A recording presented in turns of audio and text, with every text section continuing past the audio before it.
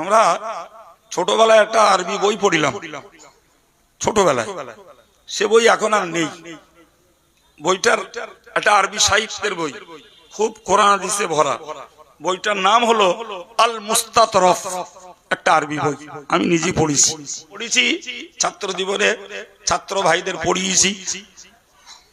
তো বইটাতে একটা গল্প পড়িলাম, হট করে মনে পড়লো ভাই, একটা পাখি হযরত নবী সুলাইমানের কাছে এসে অভিযোগ করছে, বলছে বাদশা সুলাইমান তিনি মানুষেরও বাদশা, জিনেরও বাদশা, পশু পাখিরও। এক পাখি সে সুলাইমানের কাছে এসে অভিযোগ করছে, আমি অমুক গাছে থাকি, সেখানে ডিম পাড়ি, চারা তুলি, আর এই পাশের একটা প্রতিবেশী প্রত্যেক বারে আমার বাচ্চাগুলো নিয়ে খেয়ে ফেলে, আমার বাচ্চাগুলো নিয়ে খেয়ে ফেলে। তো আপনার কাছে আমার দাবি, এই অত্যাচারী প্রতিবেশী থেকে আমাকে একটু আপনি রক্ষা করুন।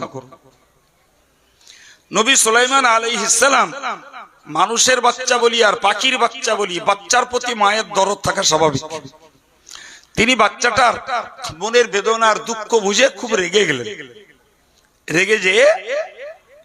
রেগে যে তিনি একটা জেনকে দায়িত্ব দিলেন, বললেন এর পরে যখনই এই পাখির বাচ্চা হবে তুমি চৌকি দেবে, ওই মানুষটা যদি ওই বাচ্চা পারতে যায় তখন ওকে ধরে আমার কাছে নিয়ে চলে আসবে। কথা ক্লিয়ার? এই কথা বুঝতে পারেননি? দায়িত্ব দিয়েছেন কার? জেনের। তা জেন মানুষের ধরে নিয়ে যেতে পারবে না? পারবে না? পারবে। জেন অদৃশ্য, আবার শক্তি বেশি। জি, এখন যথারীতি পরের বারে বাচ্চা হয়েছে, সে বেটা এসে সে বাচ্চা আবার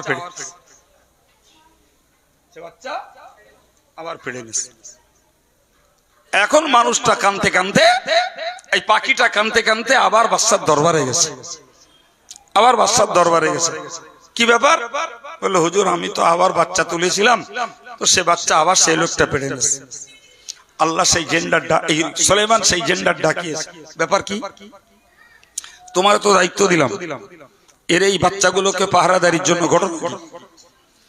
বলে হুজুর সত্যি কথা বলবো, সত্যি কথা হচ্ছে ওই লোকটা যখন বাচ্চা পারতে আসে তখন ও যাতে বিপদ না হয় তার জন্য কিছু দান করে, তার জন্য কিছু দান করে।